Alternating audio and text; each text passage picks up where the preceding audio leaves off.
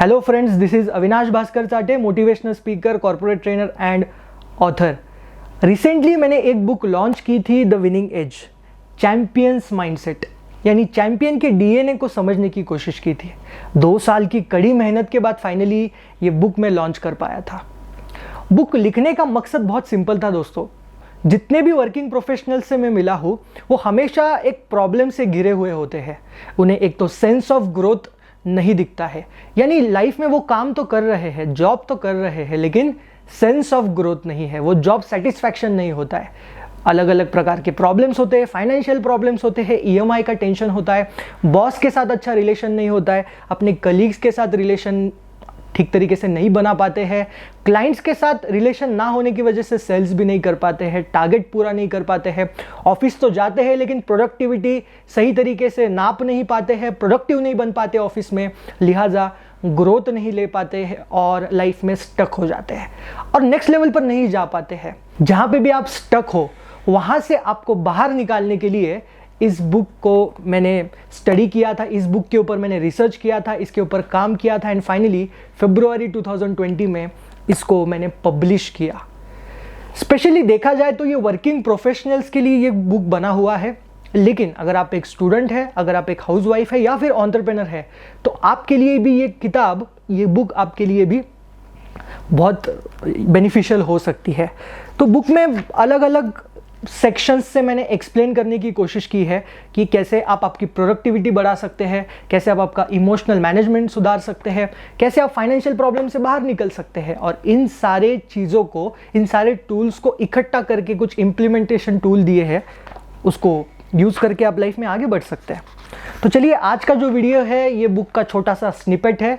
Randomly मैं कोई page number इसमें से उठाऊँगा और फिर पढ़ने की कोशिश करूंगा ताकि आप समझ पाए इस बुक में बेसिकली क्या है।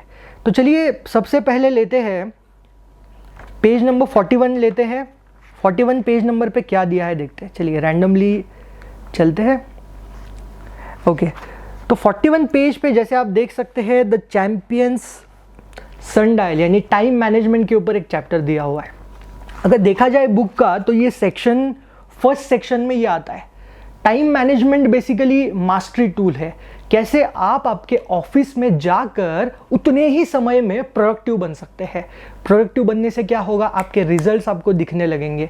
जैसे आपके रिजल्ट्स आपको दिखते हैं तो आप लाइफ में आगे बढ़ सकते हैं। इसमें बहुत सिंपल दिया है, देखिए कैसे आप आपका टाइम मैनेज कर सकते हो। टाइम मैनेजमेंट बहुत बड़ा प्रॉब्लम है, हर किसी का प्रॉब्लम होता है, राइट।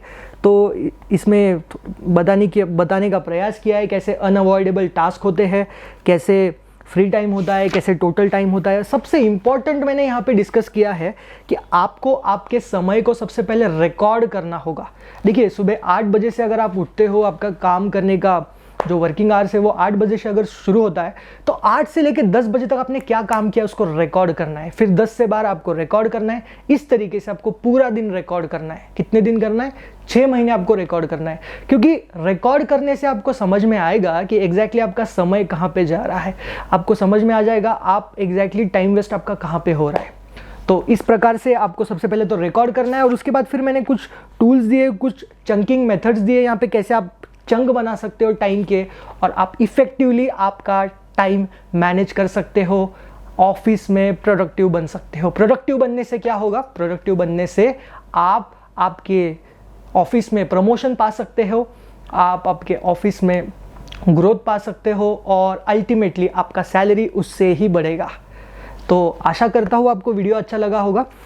जिन्होंने ये किताब नहीं पढ़ी है इनके लिए मैं कुछ आने वाले एपिसोड्स में इसी प्रकार के छोटे छोटे स्निपेट्स, इसी प्रकार से रैंडमली कुछ बुक में से पेज नंबर उठा के पढ़ने का प्रयास करूँगा, बताने का प्रयास करूँगा एग्जैक्टली इस बुक में क्या है, कैसे इस बुक को लेके आप आपके जीवन में सफल हो सकते हैं। Thank you so much. I am signing off. जय हिंद।